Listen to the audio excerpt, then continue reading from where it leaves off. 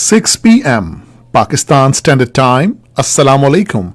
This is Radio Pakistan. The news read by Hassan Gilani.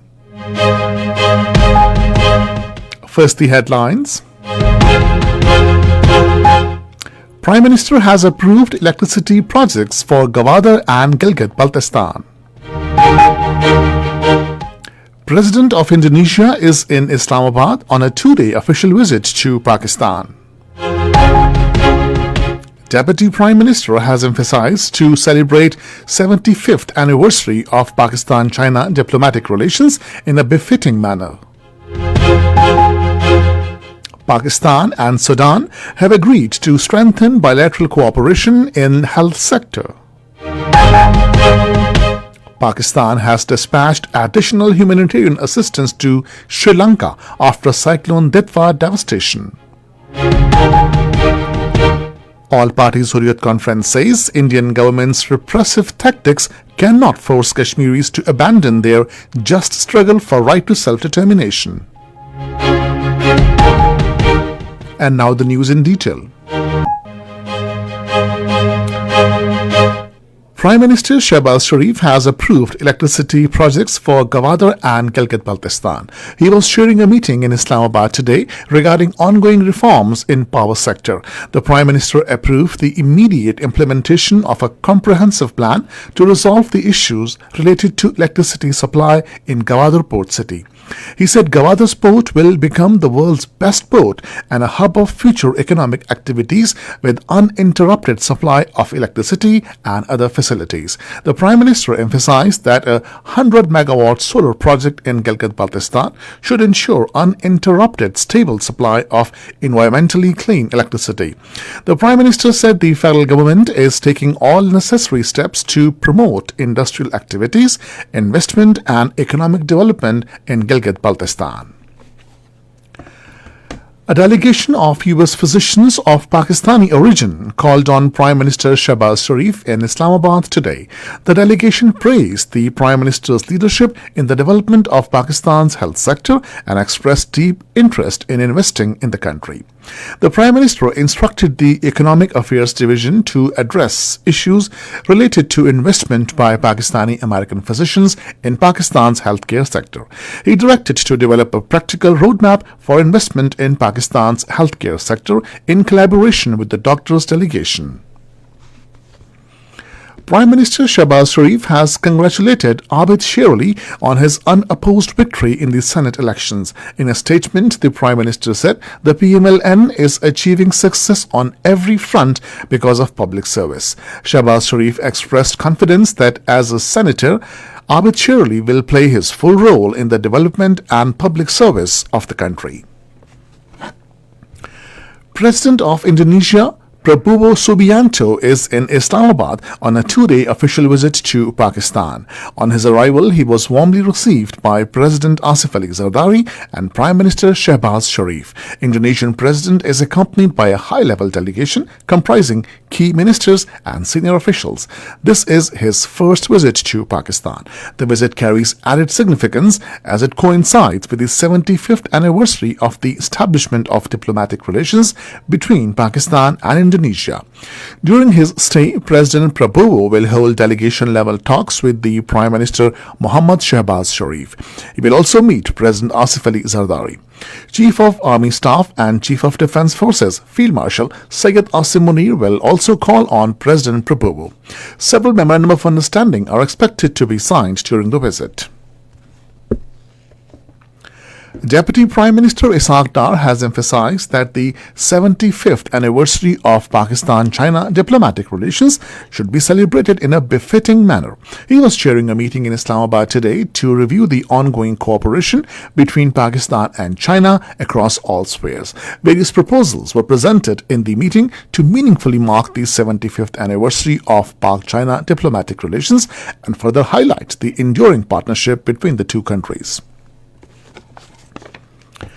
Minister for Information and Broadcasting Ataullah Tarar says China has always proven to be a reliable and time-tested friend of Pakistan. He was addressing a ceremony organized by China Chamber of Commerce regarding donations for flood disaster 2025 in Pakistan in Islamabad today.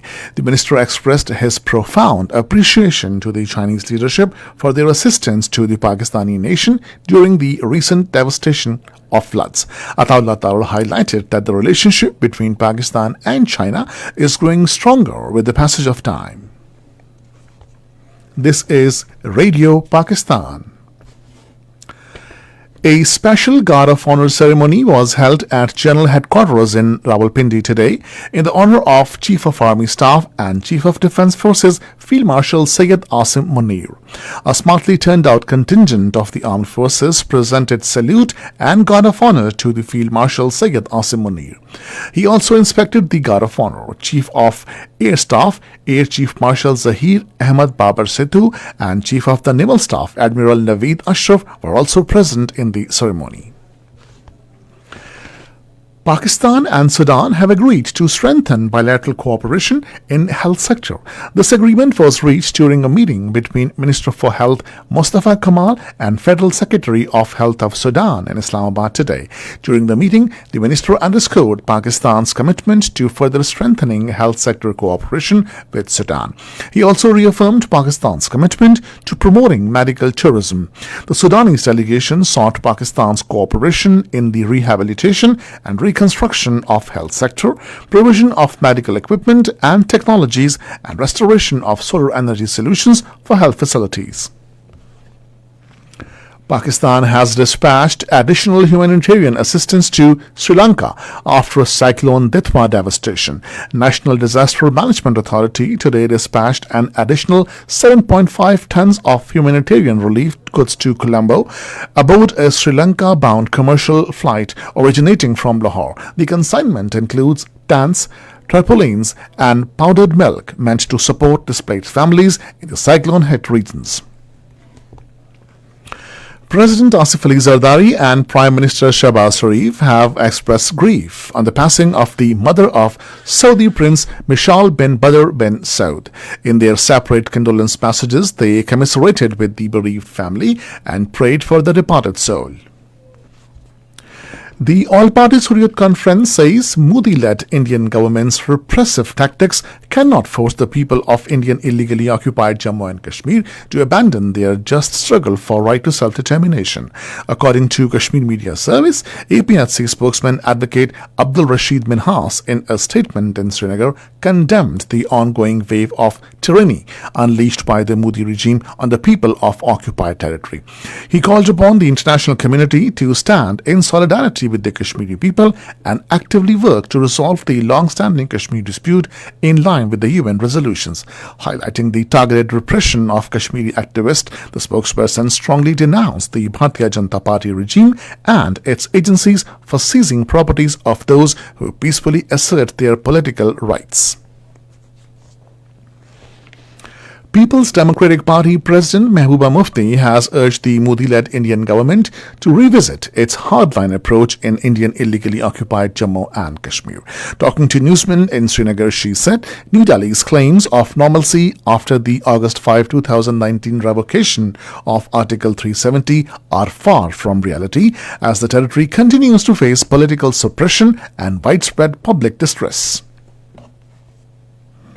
And finally, the weather. Mainly cold and dry weather is expected in most parts of the country, while very cold in hilly areas during next 12 hours.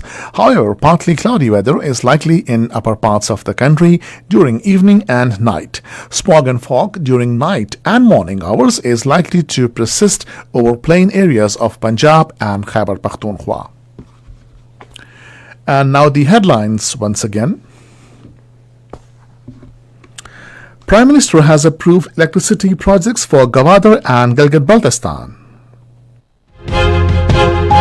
President of Indonesia is in Islamabad on a two-day official visit to Pakistan. Deputy Prime Minister has emphasized to celebrate the 75th anniversary of Pakistan-China diplomatic relations in a befitting manner. Pakistan and Sudan have agreed to strengthen bilateral cooperation in health sector. And that is the end of the news. For more news and analysis, log on to our website radio.gov.pk and also watch live video streaming of our bulletins on the link facebook.com/Radio Pakistan News Official.